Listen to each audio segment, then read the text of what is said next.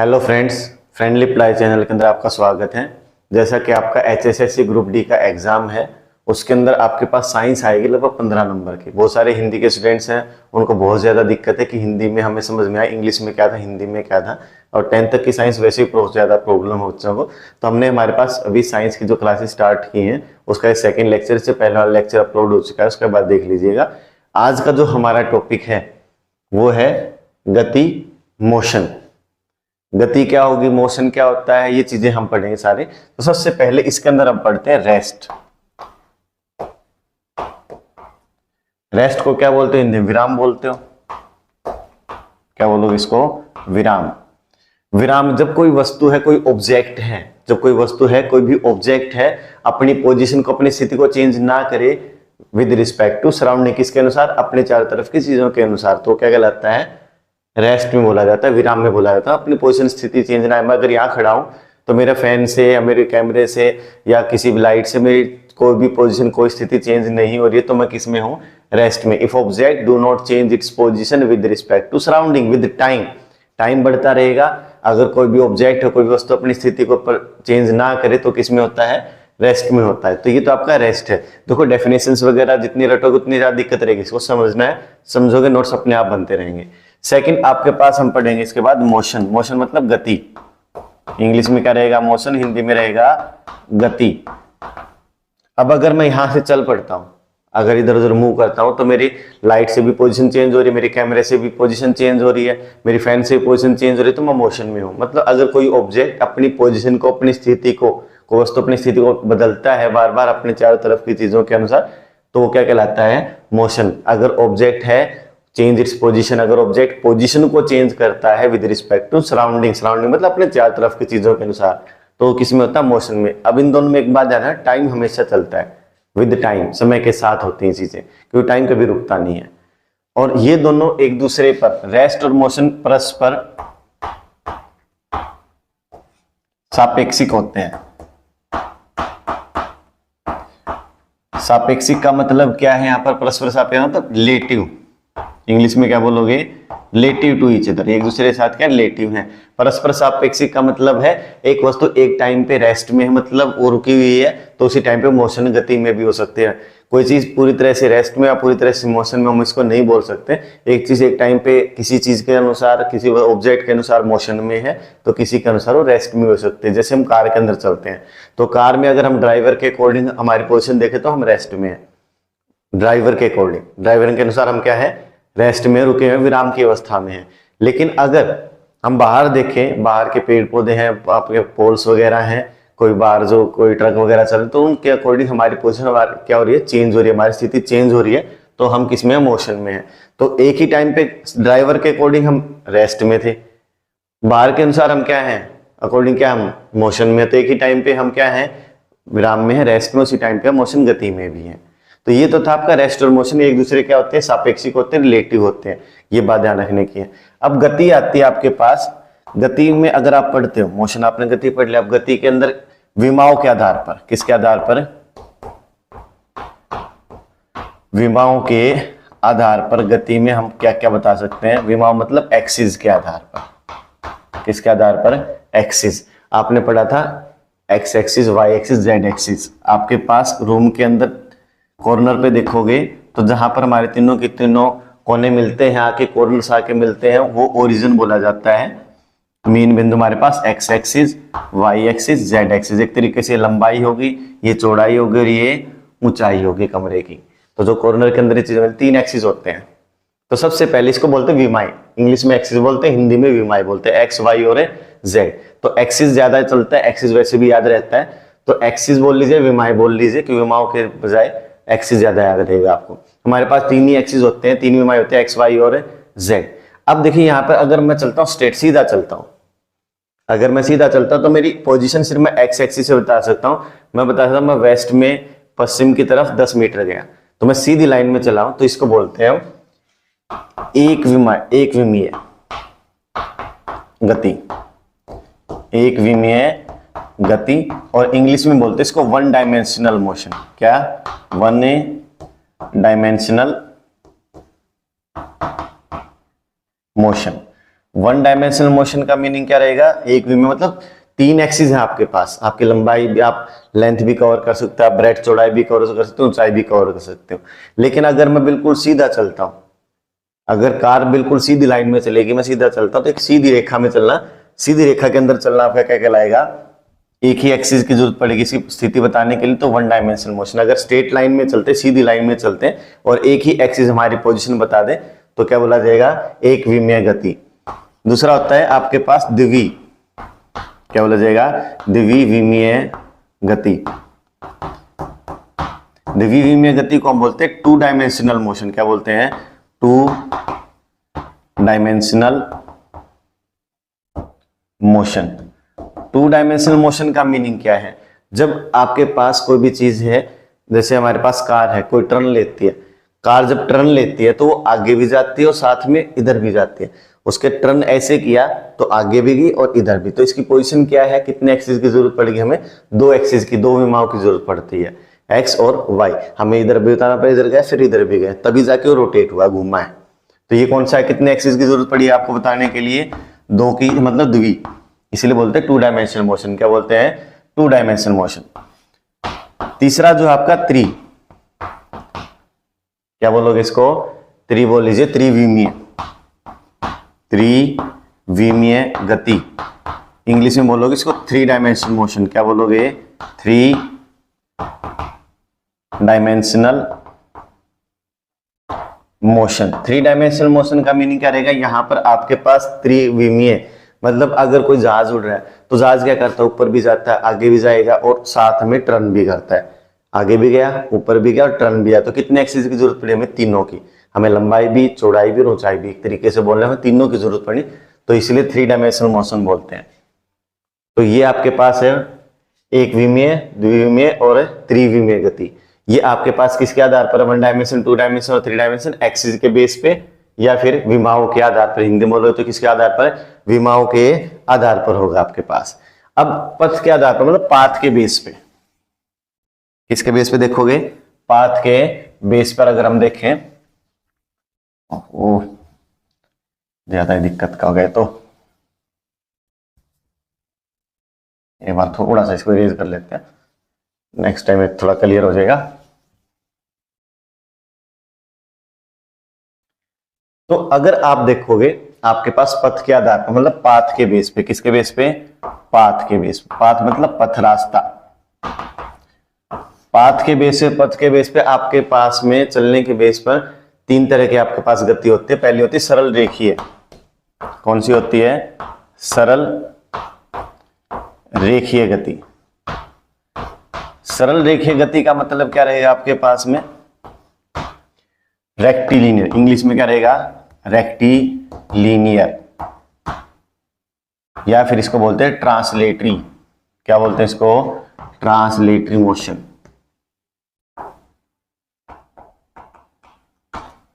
सरल रेखीय गति, जब कोई वस्तु सीधी रेखा में चले, आगे सीधा चलती जाए या पीछे चलती जाए, एक ही रेखा में, इधर जाए या उधर जाए, एक ही तरफ, जब बिल्कुल सीधी रेखा में चलती, इसको क्या बोलते हैं, सरल रेखीय गति या रेक्टिलिनियर मोशन।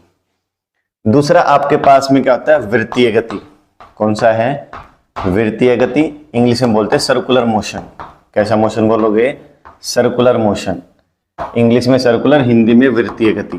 जब कोई वस्तु एक एक्सिस के अकॉर्डिंग, एक एक्सिस के अनुसार उसके दोनों तरफ घूमती है, ऐसे, नाम से पता चल रहा है वृत्तीय, वृत्त में, सर्कल में जब कोई चीज, कोई भी वस्तु जब ऐसे बार बार घूमती है तो उसको कौन सा मोशन बोलते हैं आप, वृत्तीय गति या circular motion. When object move around a circle, जब एक ऑब्जेक्ट किस में चलेगा, सर्कल में चलता है, तो उसको क्या बोलते हो, सर्कुलर मोशन बोलते हो।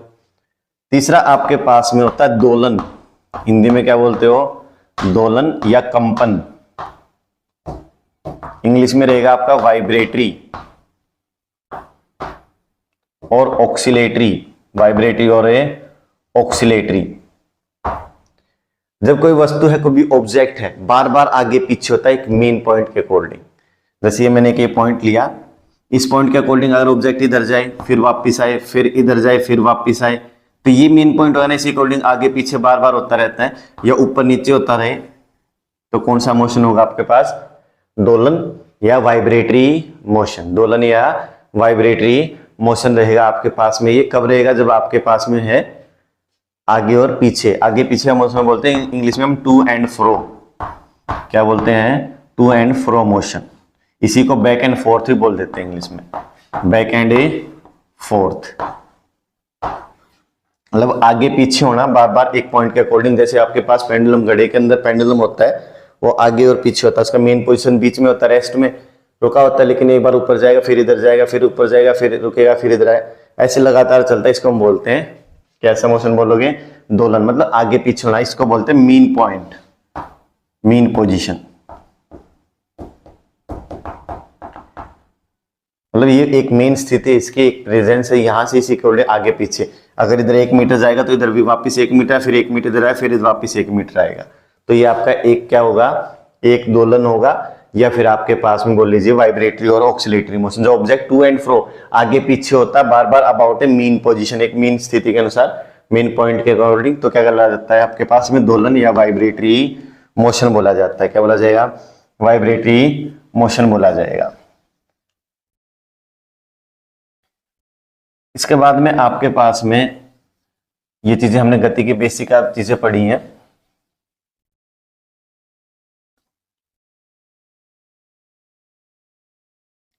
अगर इससे आगे पढ़ते हो तो सबसे पहले आएगा आपके पास, एक तो आता आपका दूरी और एक आता आपका विस्थापन। इन दोनों में इंग्लिश हिंदी में बहुत ज्यादा दिक्कत है। दूरी को आपके पास इंग्लिश में बोलते हो डिस्टेंस। क्या बोलते हो? डिस्टेंस। विस्थापन को इंग्लिश में बोलते हो डिस्प्लेसमेंट। क्या बोलते हो? डिस्प्लेसमेंट। वैसे देखो, डिस्टेंस और डिस्प्लेसमेंट, दूरी और विस्थापन को समझने से पहले एक डेफिनेशन और समझ लीजिए। सदिश राशि और अदिश राशि। अदिश राशि वैसे इससे पहले वाले लेक्चर में बता चुके हैं, लेकिन अदिश को इंग्लिश में क्या बोलते हैं? Scalar quantity. क्या बोलते हैं? Scalar quantity. स्केलर क्वांटिटी और दूसरा होता है सदिश राशि। कौन सी राशि? सदिश राशि, जिसको बोलते हैं हम वेक्टर क्वांटिटी। क्या बोलते हैं? Vector quantity. देखो, स्केलर अदिश राशि वो होते हैं जिसमें दिशा नहीं होती, सिर्फ मैग्नीट्यूड मात्रा होती है। मैं बोलता हूँ 5 मीटर चले आप, अब 5 मीटर चला मैं 2 मीटर इधर भी जा सकता हूं, फिर 2 मीटर में इधर गया, फिर 1 मीटर में इधर आ गया। तो कोई दिशा फिक्स नहीं है, कोई डायरेक्शन फिक्स नहीं है। वैल्यू तो है 5 मीटर चले हम। जब कोई दिशा फिक्स ना हो, डायरेक्शन फिक्स ना हो, सिर्फ मैग्नीट्यूड अमाउंट मात्रा हो 5, 10, 20, 50, 100, तो ये आपके पास कौन सी राशि होती है? अदिश राशि और स्केलर। मतलब अदिश राशि के अंदर क्या होता है? सिर्फ मैग्नीट्यूड मात्रा होती है, 5, 10, 20, डायरेक्शन दिशा नहीं होती। जबकि आपके पास वेक्टर क्वांटिटी में क्या होता है? सदिश राशि में, अब मैं बोलता हूँ 5 मीटर ईस्ट में चलो। 5 मीटर कहाँ चले आप? ईस्ट में, पूर्व में। तो 5 मीटर ईस्ट पूर्व चलना होता है, आपको बिल्कुल सीधा चलना पड़ेगा। इसमें एक दिशा फिक्स होगी, डायरेक्शन होगी। तो ऐसी क्वांटिटी कौन सी होती है? सदिश राशियां। तो जिनमें दिशा होती है वो सदिश, जिनमें दिशा ना हो अदिश राशियां। मैग्नीट्यूड दोनों में, मात्रा दोनों में होगी। 5 मीटर था, ये भी 5 मीटर था, लेकिन इसमें डायरेक्शन दिशा नहीं है, इसमें डायरेक्शन और दिशा है वेक्टर में या सदिश राशि के अंदर।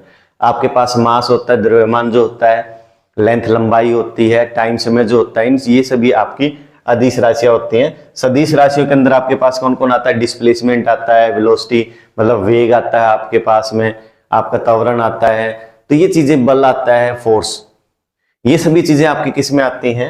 सदिश राशि में, क्योंकि इनके अंदर क्या होती है? दिशा होती है। क्या होती है? इनके अंदर दिशा होती है। तो अब हमें दूरी को, सदिश और अदिश राशि तो आपको समझ में, दिशा के बेस पे आधार पर बताते हैं। जिसमें दिशा है वो सदिश, जिसमें दिशा नहीं है वो अदिश। मतलब डायरेक्शन है तो स्केलर, सॉरी वेक्टर, और डायरेक्शन नहीं है तो स्केलर। वेक्टर में डायरेक्शन होगी, स्केलर में डायरेक्शन नहीं होगी। तो यहां से आपके पास हम दूरी पढ़ते हैं। देखो, मैं ए पॉइंट से चलता हूं और बी पॉइंट पे चला गया। अब चलने के रास्ते अनेक हो सकते हैं, ऐसे यहां से भी जा सकता हूं, ऐसे घूम के भी जा सकता हूं। मैं ए पॉइंट से बी पॉइंट पर गया 5 मीटर, वापस यहां आ गया, ए से बी पॉइंट पर गया, वापस आ गया 5 मीटर।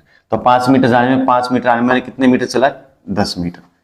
तो तय की गई दूरी, कोई वस्तु जितनी भी दूरी तय करती है, ऑब्जेक्ट जितनी भी लेंथ कवर करता है, कोई भी वस्तु है, कोई भी ऑब्जेक्ट है, जितना भी चलेगा 5 मीटर, 10 मीटर में आगे 2 मीटर जाता हूं, 2 मीटर पीछे चला जाता हूं तो 4 मीटर, फिर से 2 मीटर आता हूं 6 मीटर। चाहे मैं सर्कल में घूम रहा हूं, लेकिन यहां एक बात ध्यान रखना है, जितना भी मैं चलता हूं उसको जोड़ देते हैं, जितना भी हम चलते हैं उस लंबाई को जोड़ दो, उस लेंथ को जोड़ देते हैं, तो क्या बोला जाता है, दूरी, इंग्लिश में distance, total length covered by the object. Total जो लेंथ है, टोटल जो लंबाई है, कुल लंबाई जो तय की जाती है वस्तु के द्वारा, वो क्या कहलाएगी, ऑब्जेक्ट के द्वारा, दूरी या डिस्टेंस। तो यहां से ये भी क्या है, दूरी है आपकी। अगर मैं यहां से चलता हूं 5 मीटर, यहां 10 मीटर चलता हूं, फिर मैं इधर 5 मीटर चलता हूं, फिर मैं वापस इधर 3 मीटर आ जाता हूं, तो मैं क्या था, 5 ये, 10 ये, 5 ये और 3 ये, 5 10 5 और 3, अगर मैं इनको ऐड करूं 15 और 5 20 और 3 23, मतलब 23 मीटर में चला टोटल। यहाँ कोई दिशा फिक्स नहीं है, कोई डायरेक्शन नहीं है, मतलब जितना भी मैं चलूंगा उसको जोड़ देना है, तो आपके पास क्या आएगा, दूरी। दूरी का मतलब टोटल दूरी, मतलब टोटल लेंथ जो कवर की जाएगी, कुल लंबाई। विस्थापन में क्या होता है, आपके पास में सबसे छोटी दूरी, एक दी दिशा के अंदर तय की गई दूरी। जैसे आपके पास मैंने क्या कहा, मैं यहां से चलता हूं ए पॉइंट से, फाइनल पॉइंट मेरा बी था, अब यहाँ कोई दिशा फिक्स नहीं थी, ऐसे ऐसे है, लेकिन अगर मैं देखता हूँ शुरुआती पॉइंट, इनिशियल पॉइंट ये है, फाइनल पॉइंट आखिरी पॉइंट ये, तो मैं इन दोनों को मिला देता हूं, तो यहाँ एक सबसे छोटा रास्ता यही है और इसमें एक दिशा भी है, तो ये आपके पास में क्या कहलाता है, विस्थापन। विस्थापन के लिए आपको शुरुआती पॉइंट को और आखिरी पॉइंट को मिलाना होता है, वो आपका विस्थापन होता है, मतलब displacement. Shortest path between the 2 points, 2 points के बीच का सबसे छोटा पाथ, रास्ता जो होता है विद ए डायरेक्शन, जिसमें एक डायरेक्शन हो, ऐसे नहीं कि यहाँ पे ऐसे घूम के गई हम सबसे छोटा ये रास्ता है, रास्ते में कुछ आ गया, ये नहीं, जो टोटल सबसे छोटा रास्ता होगा सीधा बिल्कुल, वो क्या कहलाएगा आपके पास में, डिस्प्लेसमेंट या विस्थापन। इसमें दिशा होती है, लेकिन डिस्टेंस, दूरी के अंदर कोई दिशा नहीं है, तो मतलब अगर आप जितना चलते उसको जोड़ते हो तो आपके पास दूरी होगी, डिस्टेंस होगी, और जो शुरुआती पॉइंट है और जो आखिरी पॉइंट है, मतलब फाइनल और इनिशियल पॉइंट को अगर आप मिलाते हो और फिर जो सबसे छोटा रास्ता बनता है वो क्या कहलाता है आपके पास, विस्थापन या डिस्प्लेसमेंट। तो आपका यहां पर विस्थापन क्या होगा, ये वाला आपका विस्थापन है सबसे सीधा, ये वाला आपका डिस्टेंस है, ये भी आपका डिस्टेंस दूरी है। दूरी का मतलब जितना भी आप चलते हैं उसको जोड़ना होता है, दूरी के अंदर आप क्या करोगे, उसको जोड़ दोगे। अब ये तो आपका डिस्टेंस होगी, विस्थापन हो गया। डिस्टेंस को मापने का, दूरी को मापने का मात्रा क्या, मीटर, एम से दिखाते हैं, विस्थापन को भी मीटर में, दोनों की इकाई क्या है, मीटर, मीटर। लेकिन दूरी है, इसमें कोई दिशा नहीं थी, दिशा नहीं है, तो ये अदिश राशि, कैसी राशि है, अदिश राशि। अदिश मतलब स्केलर, कैसी क्वांटिटी है ये, स्केलर क्वांटिटी। विस्थापन में दिशा होती है, तो इसको बोलते हैं हम क्या चीज, वेक्टर क्वांटिटी, मतलब सदिश राशि। कैसी राशि बोलते हैं, वेक्टर क्वांटिटी या सदिश राशि। ये सारा 9-10th का ही है, आपका 10th क्लास तक जो आपके आता है, क्योंकि आपका 10th एग्जाम तक का ही साइंस है। एनटी आपका एग्जाम लेगा, वहां साइंस जो आएगी 10th लेवल तक ही आएगी, 10th स्टैंडर्ड तक ही आपकी साइंस आएगी, तो वही टीच कराए। 10th एंड 11th 12th वगैरह हायर लेवल नहीं कराए, क्योंकि टाइम भी कम है और आपको एनटी वही देता है जो उसने सिलेबस बोला है, जितने मार्क्स का बोला है उसी लेवल में रखता है, वो ज्यादा चेंजिंग नहीं होती इसमें। तो ये आपके पास जाना है, 10th तक हम जो है वही सिलेबस करेंगे। अब आपके पास में दूरी और विस्थापन, ये चीजें तो होगी। दूरी बड़ी होती है या विस्थापन, मतलब डिस्टेंस बड़ा होगा या डिस्प्लेसमेंट बड़ा होगा, इस बात को हमेशा ध्यान रखना है। जो आपके पास दूरी है, मतलब जो आपकी डिस्टेंस है, वो हमेशा बड़ी होती है या इक्वल होती है किसके, विस्थापन के। विस्थापन मतलब डिस्प्लेसमेंट से, विस्थापन मतलब आपका क्या हो जाएगा, डिस्प्लेसमेंट। दूरी है हमेशा बड़ी होती है या बराबर हो सकती है किसके, विस्थापन से, डिस्प्लेसमेंट से। तो मतलब ये कभी भी बड़ा नहीं होगा, डिस्प्लेसमेंट कभी भी डिस्टेंस से बड़ी नहीं होती, विस्थापन कभी दूरी से बड़ा नहीं होता। ये हमेशा ध्यान रखना, डिस्टेंस, दूरी हमेशा पॉजिटिव होती है, प्लस रहेगी। लेकिन जो आपके पास विस्थापन है वो पॉजिटिव भी, नेगेटिव भी और जीरो भी हो सकते, तीनों हो सकता है, क्योंकि इसमें दिशा है। अब यहां से आपके पास एक न्यूमेरिकल से आप क्वेश्चन समझाता हूं, वहां से आपको समझ में आ जाएगा कि आपके पास में दूरी क्या है, विस्थापन क्या है। अगर मैं चलता हूं ए पॉइंट से, कहां से चलता हूं, ए से मैं जाता हूं बी पॉइंट पर, ये मान लेते हैं डिस्टेंस है 100 मीटर। फिर मैं बी से चला जाता हूं सी पे, सी को मान लेते हैं 50 मीटर, बी से सी की डिस्टेंस कितनी है, 50 मीटर। और सी से डी पे जाते मान लेते हैं 20 मीटर। अब मैं कहता हूं डिस्टेंस, दूरी बताओ। दूरी क्या होगी, जितना भी हम चले उसको जोड़ देते हैं। 150 और 20 मतलब 170 मीटर हम चले हैं, तो 170 क्या है आपका दूरी है। लेकिन आपको विस्थापन पूछे, डिस्प्लेसमेंट पूछे तो क्या होगा, सीधा हमें क्या करना है, शुरुआती पॉइंट को और आखिरी पॉइंट को मिला देना है। तो अब भी 170 है क्योंकि दिशा होगी, डायरेक्शन होगी, सबसे छोटा रास्ता यही है, तो ये विस्थापन है, डिस्प्लेसमेंट है आपके। लेकिन अगर मैं कहता हूं ए से बी, बी से सी, सी से डी जाते हैं और डी से वापस सी पर आ गए, तो अब जाते वक्त क्या किया मैंने, 100 मीटर में ये चला, 50 मीटर ये चला, मैं 20 ये चला, तो 170 तो मैं चल रहा, लेकिन 20 मीटर वापस भी आ गया, तो 20 और ऐड हो जाएगा, तो टोटल डिस्टेंस दूरी क्या होगी आपकी 190, 190 मीटर, 190 मीटर। लेकिन अगर मैं यहां से डिस्प्लेसमेंट विस्थापन देखता हूं, तो ए पॉइंट ये है, शुरुआती पॉइंट ये है, फाइनल ये आखिरी ये है, इन दोनों को मिलाता हूं तो ये ही आपकी डिस्प्लेसमेंट रहेगी, दूरी रहेगी, सॉरी विस्थापन रहेगा। तो 100 और आपके पास 50 कितना रहेगा, 150 metre.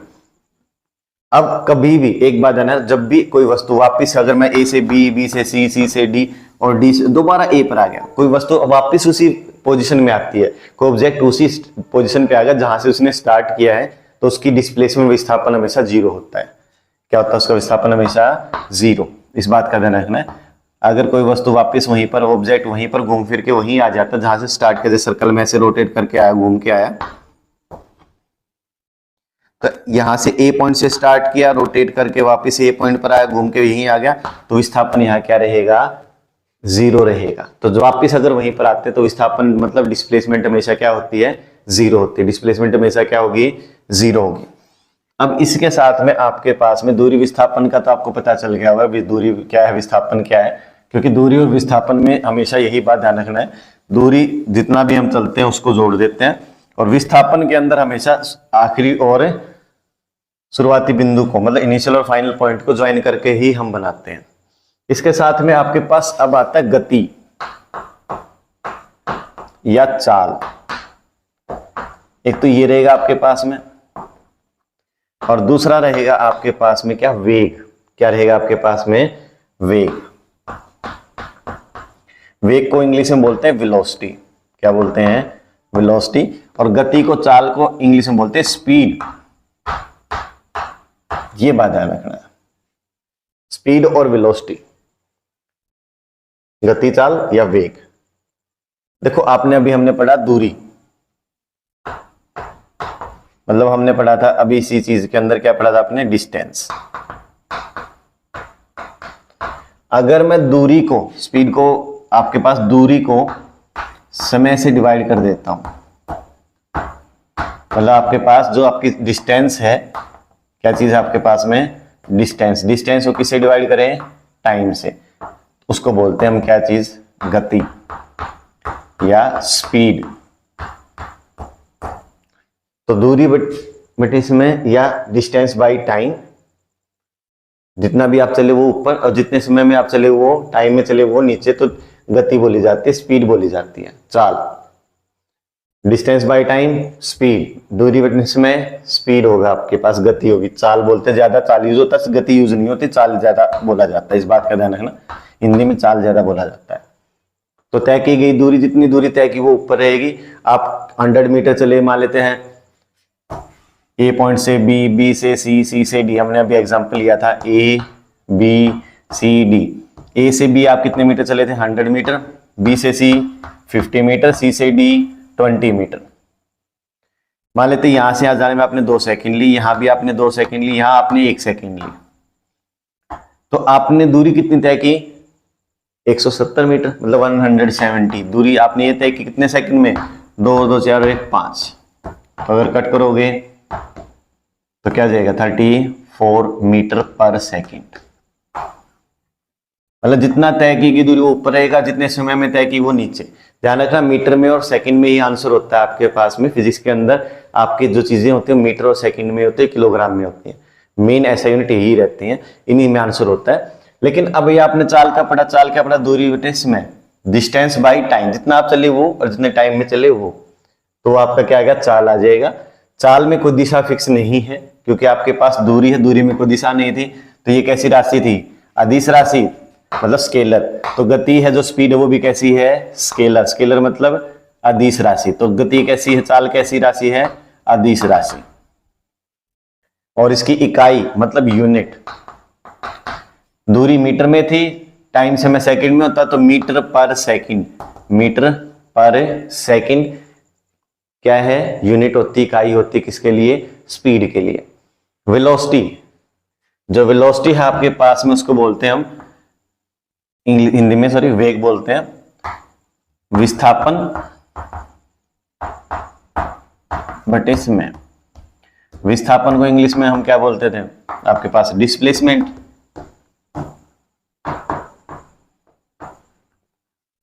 Bye time, displacement by time बोल लीजिए, विस्थापन बटे समय बोल लीजिए। जितना विस्थापन किया वो ऊपर, जितने समय में किया वो नीचे। विस्थापन और समय मिलके क्या बनाएंगे आपके पास, वेग बनाएंगे। डिस्प्लेसमेंट बाय टाइम को क्या बोलते हैं, वेलोसिटी। अब आप कहां से कहां स्टार्ट किया, ए से बी, बी से सी, सी से डी। ये आपने 5 सेकंड ली और कितने मीटर चले थे, 170 मीटर।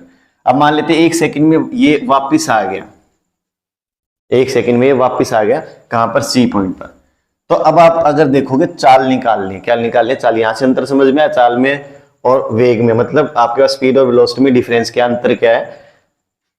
170 मीटर यहां चले, 20 मीटर वापस आ गया, तो टोटल कितना हो गया, 190 मीटर, 190 मीटर हो गया। कितने सेकंड में, 2 सेकंड ये थे, 2 सेकंड ये थे, 1 सेकंड और 1 सेकंड ये, तो टोटल कितने सेकंड हो गए, 6। तो जितना चले वो और जितने समय में चले वो आपके पास क्या देता है, चाल देता है। तो ये आप कट कर लोगे इसको। तो इसके बाद में अगर मैं कहता हूं यहां पर आप वेग वेलोसिटी निकाल ले, वेलोसिटी निकालनी है, ए से बी, बी से सी, सी से डी, डी से वापस सी पर आ गए। अब वेलोसिटी निकाल लो। अगर आप वेलोसिटी निकालोगे तो वेलोसिटी के लिए, वेग के लिए आपका क्या चले कितना है, देखो शुरुआती पॉइंट ये था, आखिरी ये है। तो विस्थापन आपका डिस्प्लेसमेंट कितनी हुई, 150। लेकिन समय तो टोटल टाइम तो वही लिया है, 2 फिर 1 सेकंड वापस आने में, 1 जाने में था, तो टोटल 6 सेकंड है। देखो समय टाइम तो वही है, लेकिन विस्थापन में, डिस्प्लेसमेंट में शॉर्टेस्ट वाला हमें यूज करना होता है। ये बात ध्यान रखना। स्पीड के अंदर, चाल के अंदर जितना चले थे वो ऊपर रहेगा, जितने समय में चले थे वो नीचे। विस्थापन में जो आपके पास मतलब डिस्प्लेसमेंट जो होगी, छोटे वाला रास्ता जो रह गया वो डिस्प्लेसमेंट बाय टाइम। टाइम हमेशा सारा ऐड होगा, चाहे जाने का चाहे आने का, चाहे डिस्प्लेसमेंट कम ही क्यों ना हो जाए, इससे कोई मतलब नहीं है। अब डिस्प्लेसमेंट कैसी राशि रहेगी, वेक्टर क्वांटिटी। कैसी क्वांटिटी है, वेक्टर। वेक्टर मतलब सदिश राशि। कौन सी राशि है ये, सदिश राशि है आपकी। ये सदिश राशि है, ये अदिश राशि, मतलब ये स्केलर है, ये वेक्टर है। इसकी यूनिट क्या थी, मीटर पर सेकंड। इसकी यूनिट भी मीटर पर सेकंड ही होती है। क्या होती है, मीटर पर सेकंड इकाई इसकी है। ये पॉजिटिव होती है, मतलब हमेशा इसकी वैल्यू प्लस मिलेगी आपको। माइनस में, जीरो में मोस्टली नहीं होती। जीरो तभी होती है जब कोई चीज रेस्ट में रहे, रुकी रहेगी, चलेगी नहीं। अगर चल पड़ी तो कभी भी आपके पास गति या चाल जीरो नहीं होगी, ना नेगेटिव होगी, हमेशा प्लस मिलेगी। जबकि आपके पास वेग है, वेलोसिटी, वो हमेशा क्या होता है, पॉजिटिव भी हो सकता है, नेगेटिव भी हो सकता है, जीरो भी हो सकता है। क्योंकि अगर आप वापस वहीं घूम फिर के यहीं आ गए तो आपकी डिस्प्लेसमेंट जीरो है। जब डिस्प्लेसमेंट जीरो तो आपका वेग भी मतलब वेलोसिटी भी जीरो रहेगी। तो ये आपके पास बेसिक था कि आपके पास चाल क्या है, वेग क्या है। अब जो आपने स्पीड हम पढ़ रहे हैं, इसके भी टाइप्स हैं। इसके टाइप्स में जो पहला टाइप है, अगर आप चाल के गति के बारे में, हमारे पास स्पीड के बारे में पढ़ेंगे, तो एक समान गति, एक समान चाल बोल लीजिए। इसको बोलते हैं यूनिफॉर्म स्पीड। क्या बोलते हैं, यूनिफॉर्म स्पीड। यूनिफॉर्म स्पीड का, एक समान चाल का मीनिंग क्या है। यूनिफॉर्म स्पीड का मतलब होता है एक जैसे समय में एक जैसी दूरी, एक जैसे टाइम में एक जैसी डिस्टेंस कवर करना। मैं चलता हूं, 1 सेकंड में कोई ऑब्जेक्ट 5 मीटर चले गया, फिर उसने 1 सेकंड में 5 मीटर चलाओ, फिर 1 सेकंड में 5 मीटर चला, मतलब टाइम भी सेम है और डिस्टेंस, दूरी भी सेम है। तो कौन सी चाल होगी, एक समान चाल। इंग्लिश में बोलोगे uniform speed. Equal distance in equal time. Equal distance है, इक्वल टाइम है। 1 सेकंड में 5 मीटर, 1 सेकंड में फिर 5 मीटर, फिर 1 सेकंड में 5 मीटर चला, तो ये यूनिफॉर्म स्पीड होता है। दूसरा था असमान चाल। हिंदी में क्या बोलोगे, असमान, और इंग्लिश में बोलोगे नॉन यूनिफॉर्म। इस नॉन यूनिफॉर्म को वेरिएबल भी बोल देते हैं इंग्लिश में, नॉन यूनिफॉर्म और वेरिएबल स्पीड।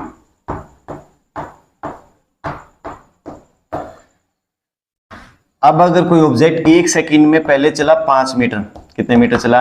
5 मीटर, फिर 1 सेकंड में चला वो 10 मीटर, फिर 1 सेकंड में चला वो 7 मीटर, तो टाइम तो क्या है? सेम हर बार, समय क्या है? सेम है, एक जैसा रहेगा, लेकिन दूरी है वो अलग अलग है। तो ये होती है असमान चाल, नॉन यूनिफॉर्म, मतलब unequal distance in equal time. Time same है लेकिन डिस्टेंस, दूरी अलग अलग है। या दूरी एक सी जैसी रहेगी, मतलब डिस्टेंस सेम रहेगी, टाइम अलग अलग होगा। दो ही चीजों से मिलकर स्पीड बनती है, चाल बनती है, दूरी से और समय से, मतलब डिस्टेंस से और टाइम से। अब जब एक जैसी डिस्टेंस होगी एक जैसे टाइम में तो एक समान चाल, अलग अलग दूरी होंगी एक जैसे समय में तो असमान चाल बोली जाएगी। इसके साथ में आता है आपके पास औसत चाल।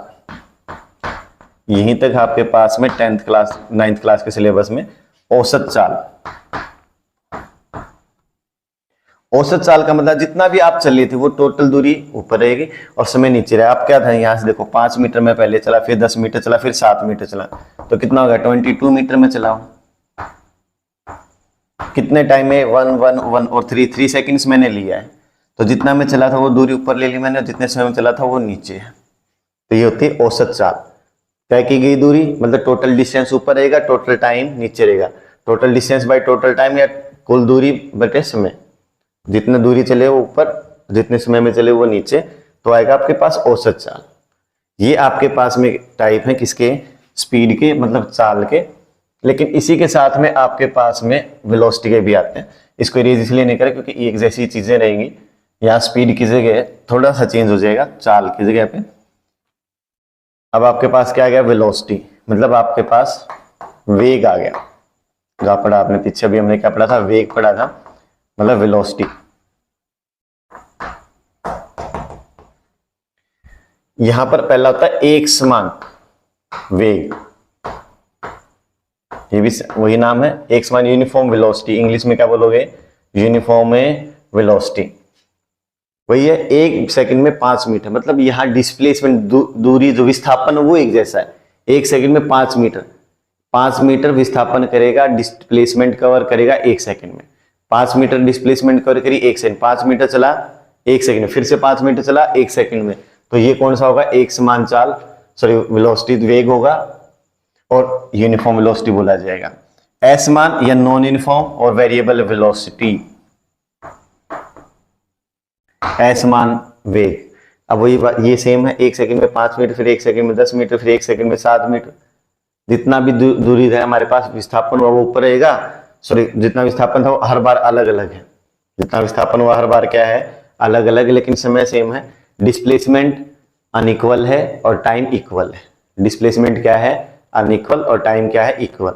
यहाँ विस्थापन अलग अलग है, समय सेम है, तो क्या बोला जाएगा? असमान या नॉन यूनिफॉर्म और वेरिएबल वेलोसिटी। औसत वेग, औसत वेग में क्या रहा? कुल तय की गई दूरी, डिस्प्लेसमेंट मतलब विस्थापन, दूरी नहीं विस्थापन, जितना विस्थापन क्या वो ऊपर और इतने समय में क्या वो नीचे, मतलब टोटल डिस्प्लेसमेंट क्या रहेगा? Total displacement by total time, total displacement by total time. तो ये आपके पास मतलब कुल विस्थापन और कुल समय, टोटल डिस्प्लेसमेंट टोटल टाइम, ये आपके पास क्या देगा? औसत वेग देगा। देखो ये सारी चीजें आपके पास बेसिक हैं जो आपके 9th क्लास के अंदर आती हैं, चाहे हिंदी मीडियम चाहे इंग्लिश मीडियम है। तो ये आपके पास सेम सिलेबस है एनसीईआरटी के अकॉर्डिंग। अभी आगे भी चैप्टर है लेकिन ये हम नेक्स्ट लेक्चर के अंदर देखेंगे। एक बार इसको तैयार कर लीजिए। दूरी क्या है, विस्थापन क्या है। दूरी में जब आपको अंतर ही नहीं पता, विस्थापन में आपको अंतर नहीं पता होगा, तो आप वेग और चाल कैसे निकालोगे, वहां से त्वरण कैसे निकलेगा, मतलब एक्सेलरेशन कैसे निकलेगी। तो ये सभी चीजें बेसिक चीजें हैं। इसके न्यूमेरिकल्स भी हम करेंगे ताकि आपके पास क्वेश्चंस आए 9th या 10th बेस पे न्यूमेरिकल, तो आपको उसमें प्रॉब्लम ना रहे। तो अगर वीडियो अच्छी लगे तो अपने फ्रेंड्स के साथ शेयर कीजिएगा और कमेंट कीजिएगा वीडियो कैसे लगी आपको। Thanks friends.